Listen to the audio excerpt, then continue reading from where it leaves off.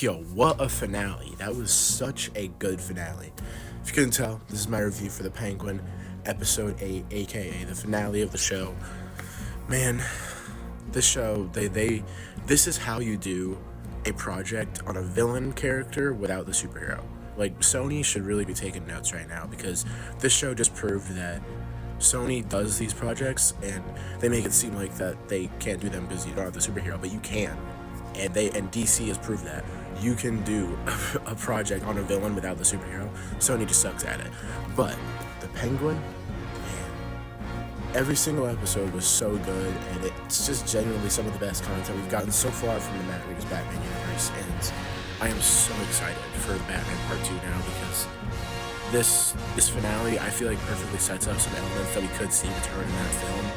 And let me tell you, this show is so good at making you care at least at some point for each character, like Sophia, for Vic, even for Oz, for his mom, for almost everybody. You at least cared for them at some point in the show, and it got to the point where I actually hope that nobody died. Thank God. Oh, well, yeah, that's what I was getting at. When the spoilers, by the way, when Oz kills Vic, when I tell you my jaw was on the floor, it was on the floor. And after that moment, I was like, okay, I hope that the Batman beats up Oz, like, to the point where he's, like, not able to, like, move anymore, because that was just so shocking.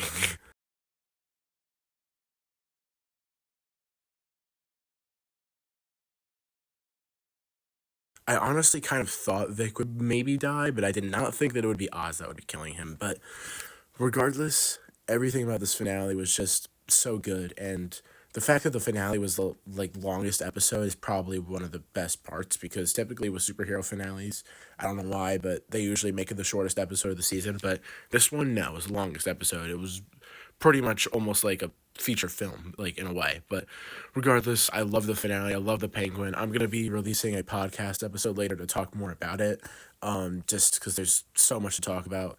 And that ending shot too, by the way, with the bat signal, amazing, awesome. That's all I needed for Batman in this show. I didn't even need to see. We didn't even need to see that, and it would have been the best show of the year for me. Regardless, I loved the Penguin. I'm so glad that I got to review it with you guys, and I am so excited for the Batman Part 2.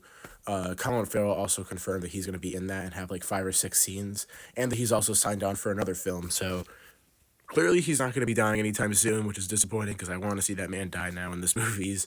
So yeah, I love the Penguin. Let me know what you guys saw of the show if you've watched it, and are you excited for the Batman Part 2, because this almost perfectly sets up the Batman Part 2. So I mean, are you guys hyped? Check out my podcast episode coming out later. I'll be talking more in depth about this and the movie news we've gotten from the past few weeks. So, oops. So yeah, go check that out later, and I'll see you guys on the next video. Peace.